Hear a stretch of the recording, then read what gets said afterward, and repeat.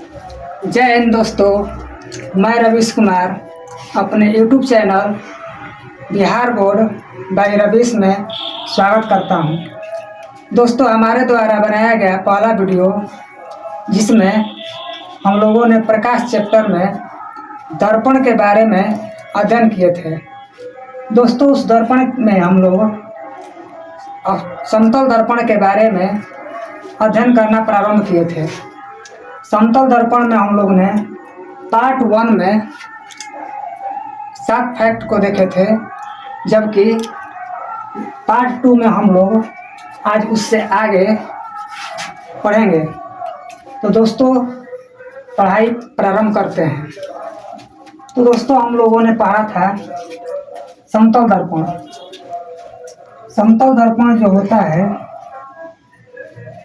पढ़े थे कि इसका एक भाग कलई किया हुआ होता है और दूसरा भाग जो होता है परावर्तक सतह होता है। परावर्तक सतह होता है। एक समतल दर्पण है, इसका एक भाग कलई किया हुआ है जबकि दूसरा भाग परावर्तक सतह है। ये जो परावर्तक सतह होता है यह समतल होता है। यदि परीक्षा में क्वेश्चन पूछा जाए कि समतल दर्पण का परावर्तक सतह कैसा होता है, तो बताया जाएगा कि समतल होता है। दोस्तों, अपने अगले फैक्ट की ओर बढ़ते हैं, जो 9 नंबर। दोस्तों, हम लोगों ने एक समतल दर्पण में पढ़े थे कि जब दो समानांतर समतल दर्पण को एक दूसरे के सामने रखा जाता है तो उसमें प्रतिबिंबों की संख्या अनंत बनती है।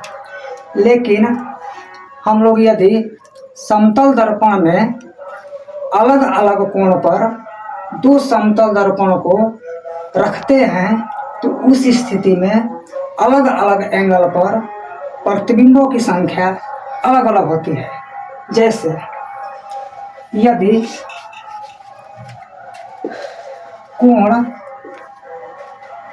थीटा बराबर 90 डिग्री लेते हैं, यानी दो समतल दर्पण लें, दो समतल दर्पण लें, कितने लें? दो समतल दर्पण लें। इसको कितने के एंगल पर रखा जाए? तो 90 डिग्री। इसका एक हम लोग फॉर्मूला पढ़ते हैं। समतल दर्पण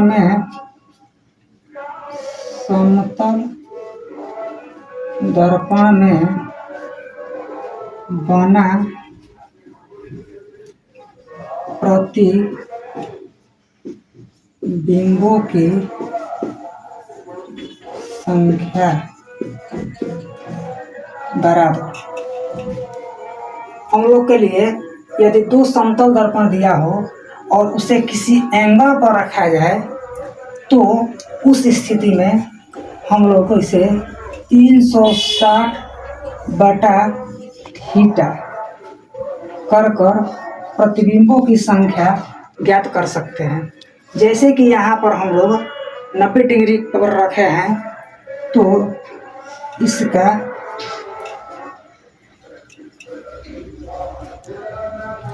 प्रतिबिंबों की संख्या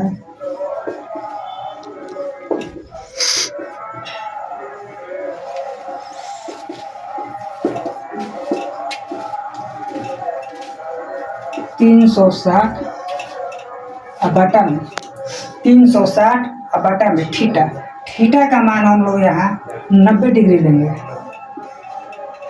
काटेंगे इसे 90 4 बार। दोस्तों, यहाँ पर एक बात ध्यान देने योग्य है कि यदि प्रतिबिंबों की संख्या निकालने पर, ध्यान से सुने, यदि प्रतिबिंबों की संख्या निकालते समय प्रतिबिंबों की संख्या सम आए, प्रतिबिंबों की संख्या सम संख्या में आए तो उसमें से एक घटाकर प्रतिबिंबों की संख्या मानी जाती है। यानी इसमें 4 आया है तो 4 - 1 करेंगे तो इसमें प्रतिबिंबों की कुल संख्या हो जाएगा 3। इसी तरह दोस्तों हम लोग 2 समतल दर्पणों को थीटा कोण पर रखते हुए 2-3 एग्जाम्पल समझते हैं। जैसे कि थीटा का मान 120 डिग्री लेते हैं तो इसमें इमेज की संख्या कितनी बनेगी, इसमें नंबर ऑफ इमेज की संख्या कितनी बनेगी तो देखा जाए तो 360 और थीटा का मान लिया जाएगा 120, 0 से 0, 12 एकम 12, बढ़ती यानी 36। तो देखा जाए तो यहाँ नंबर ऑफ इमेज 2 समतल दर्पणों को 120 डिग्री पर रखा गया तो इसमें प्रतिबिंबों की संख्या 3 हुआ है। तो इसमें विषम संख्या प्राप्त हुआ है तो इसमें घटाने की कोई आवश्यकता नहीं है, इसे इतना ही रख देंगे। अगर हम लोग इसे 60 डिग्री के कोण पर रखते हैं, 2 समतल दर्पण है जिसको 60 डिग्री के एंगल पर हम लोग रखते हैं तो देखते हैं इसमें नंबर ऑफ इमेज बराबर 360 डिग्री बटा में 60 कितने बार में जाएगा तो 6 बार में। दोस्तों देखें यहाँ फिर सम संख्या आ गया तो इसे क्या करेंगे हम लोग कि 6 में से 1 को घटाकर इसमें प्रतिबिंबों की संख्या को लिखेंगे। दोस्तों हम अब अपने अगले फैक्ट की ओर बढ़ते हैं और समझते हैं कि समतल दर्पण में यदि किसी वस्तु को देखा जाए तो उसका पार्श्व परिवर्तन जो होता है उल्टा होता है। अर्थात कहा जाए कि यदि किसी वस्तु का लेफ्ट हैंड को उठाया जाए तो उस दर्पण में प्रतिबिंब जो होगा राइट होगा, जबकि वस्तु का राइट हैंड उठाया जाए तो प्रतिबिंब में लेफ्ट हैंड होगा। तो इसे समझते हैं। पॉइंट नंबर 10 दोस्तों, यहाँ पर एक हम समतल दर्पण लेते हैं और यहाँ एक ऑब्जेक्ट रखते हैं, एक वस्तु रखते हैं। इसका यदि लेफ्ट और एक राइट है, ये वस्तु का लेफ्ट और ये राइट है, तो यहाँ पर हम लोग का जो प्रतिबिंब बनेगा, यहाँ पर जो हम लोगों का प्रतिबिंब बनेगा तो लेफ्ट वाला इसमें प्रतिबिंब में राइट प्रदर्शित करेगा, जबकि राइट वाला इसमें लेफ्ट को प्रदर्शित करेगा। तो दोस्तों हम लोग देख रहे हैं कि पार्श्व परिवर्तन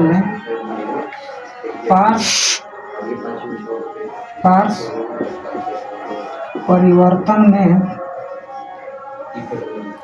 जो है उल्टा प्रतिबिंब बनता है, उल्टा प्रतिबिंब बनता है। यानी हम कह सकते हैं कि यदि लेफ्ट है तो प्रतिबिंब उसका राइट होगा, यदि वस्तु का राइट हैंड है तो प्रतिबिंब का लेफ्ट हैंड होगा। तो देख सकते हैं दोस्तों, यहाँ पर जो समतल दर्पण में पार्श्व परिवर्तन है उल्टा बनता है। बढ़ते हैं दोस्तों अपने अगले फैक्ट की ओर। फैक्ट नंबर 11 दोस्तों, एक समतल दर्पण लेते हैं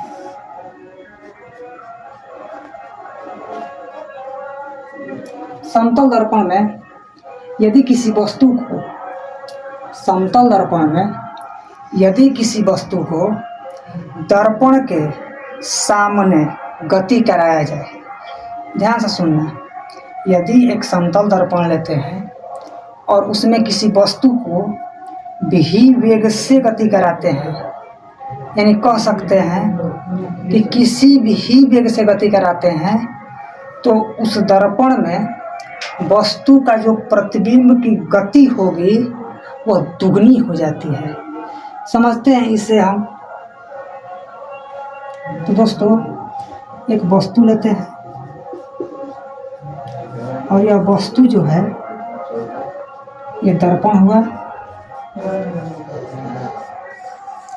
वस्तु जो है दर्पण के सामने भी वेग से गति करना प्रारंभ करती है, तो इसमें जो प्रतिबिंब बनता है, यानी जो इसमें प्रतिबिंब बनता है, तो प्रतिबिंब जो है वस्तु के सामने 2v वेग से आएगा, यानी कि इसकी गति v है, तो इसकी प्रतिबिंब जो है 2v वेग से नजर आएगा। इसे और आसानी से समझाने का प्रयास करते हैं। यदि कोई वस्तु दर्पण के सामने 5 मीटर प्रति सेकेंड के वेग से गति करती है, तो प्रतिबिंब जो है इसके दुगुने, यानी कि 2 गुणे भी का मान इसमें 5, तो टोटल हो जाएगा 10 मीटर प्रति सेकेंड। तो दोस्तों, यहाँ पर हम लोग अंक के माध्यम से आसानी से समझने का प्रयास किए कि यदि कोई वस्तु भी वेग से समतल दर्पण के सामने 5 मीटर प्रति सेकेंड की चाल से गति करती है, तो दर्पण में वस्तु का प्रतिबिंब जो होगा 2v वेग से, अर्थात कह सकते हैं कि 2 गुणे 5 = 10 मीटर प्रति सेकेंड। इसे एक और एग्जाम्पल देते हैं। कह सकते हैं कि यदि इसका वेग 10 मीटर प्रति सेकेंड है, तो इसमें प्रतिबिंब जो होगी वस्तु के सामने 20 मीटर प्रति सेकेंड के वेग से आती हुई प्रतीत होती है।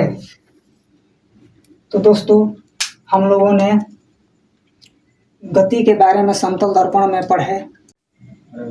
दोस्तों, बढ़ते हैं अपने अगले फैक्ट की ओर और देखते हैं कि समतल दर्पण में और क्या क्या पढ़ते हैं। तो दोस्तों, एक समतल दर्पण लेते हैं।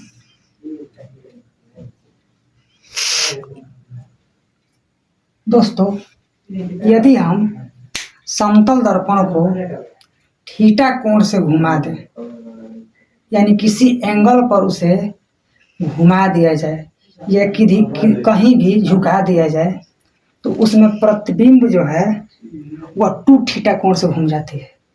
जैसे देखते हैं कि यदि यह सीधी रेखा में एक समतल दर्पण लिए हैं, इसको थोड़ा झुका देते हैं, यानी कह देते हैं कि यह इस जो घुमाया गया कोण है वह 30 डिग्री का है। घुमाया गया कोण जो है 30 डिग्री का है, तो इसमें जो प्रतिबिंब घूमेगा, यानी कि प्रतिबिंब का कोण जो घूमेगा वह 2 थीटा से घूमता है।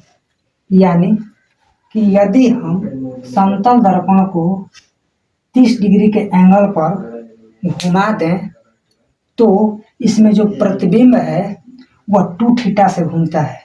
यानी कह सकते हैं कि 2 थीटा यानी 60 डिग्री के एंगल पर।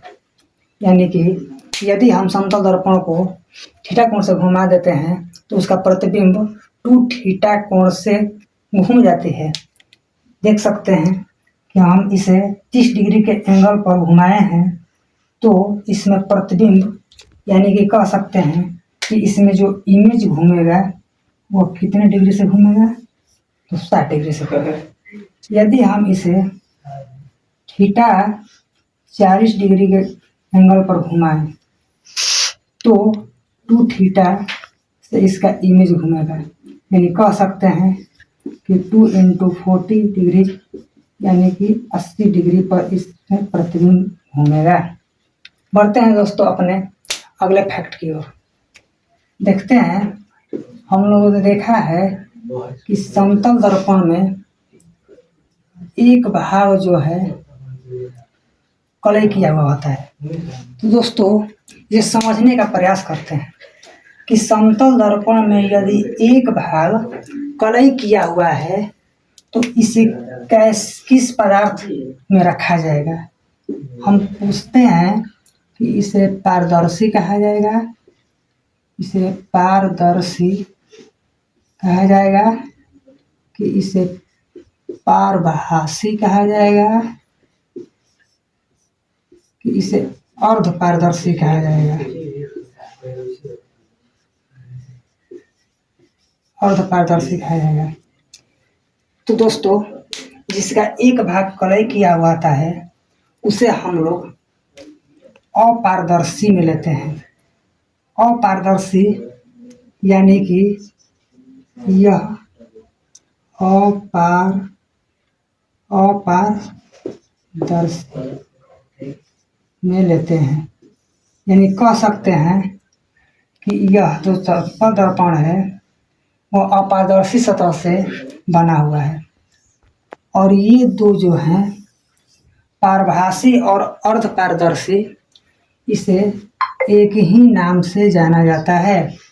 दोस्तों थोड़ा यहाँ पर समझाने का प्रयास करते हैं कि पारदर्शी पदार्थ वो होता है जिनसे प्रकाश की किरणें आसानी से आर पार कर जाती है। पारभासी पदार्थ वैसे पदार्थ होते हैं जिनसे प्रकाश की किरणें जो होती है कुछ कुछ मात्रा में गमन करती है और कुछ कुछ मात्रा में गमन नहीं कर पाती है। अपारदर्शी में होता है कि प्रकाश को अगर गुजारेंगे तो वह अपने से होकर प्रकाश को दूसरे साइड नहीं जाने देती है। तो दोस्तों यहाँ पर समझे, एक भाग कलई किया हुआ है तो उसे अपारदर्शी सतह कहते हैं। दोस्तों आज का लास्ट पॉइंट है और यह क्वेश्चन के रूप में आप सबसे पूछते हैं कि यदि एक समतल दर्पण है, यदि एक समतल दर्पण है और यदि इस पर एक प्रकाश गुजारा जाता है, यदि इस पर एक प्रकाश गुजारा जाता है तो इस पर पड़ने के बाद यानी कि परावर्तन के बाद, यानी कह सकते हैं कि इस किरण को परावर्तित होने के बाद कितनी संख्या में किरणें वापस आएगी। फिर समझें, समतल दर्पण में यदि एक प्रकाश की किरण को गुजारते हैं तो परावर्तन के बाद कितने किरण वापस आएंगे। तो इससे हम आप लोगों के लिए छोड़ते हैं और इस क्वेश्चन का आंसर आप कमेंट के माध्यम से हमें बताएंगे। दोस्तों यहाँ पर हमारा समतल दर्पण पार्ट 2 ख़त्म होता है और इसमें जो कुछ भी कंसेप्ट या पॉइंट छूटा हुआ है तो कमेंट के माध्यम से हमें बताएं, जिसे हम अगले वीडियो में कवर करने का प्रयास करेंगे। दोस्तों हम लोगों ने समतल दर्पण में सभी लगभग पॉइंटों को लगभग कवर कर लिया है। दोस्तों इसके बाद हम आप लोगों के लिए परीक्षा के दृष्टिकोण से आसान बनाने के लिए हम समतल दर्पण पर एक वीडियो ऑब्जेक्टिव क्वेश्चन लेकर आएंगे, जिसमें आप लोगों के लिए इतना आसान कर देंगे कि वह परीक्षा में लगभग आता ही रहेगा। तो लगभग उसमें हम लोग 25 या 20 से 25 ऑब्जेक्टिव क्वेश्चन को कवर करने का प्रयास करेंगे, जिससे उसके बाद हमें लगता है कि समतल दर्पण से यदि परीक्षा में कोई क्वेश्चन आए तो वह छूटेगा नहीं। जय हिंद।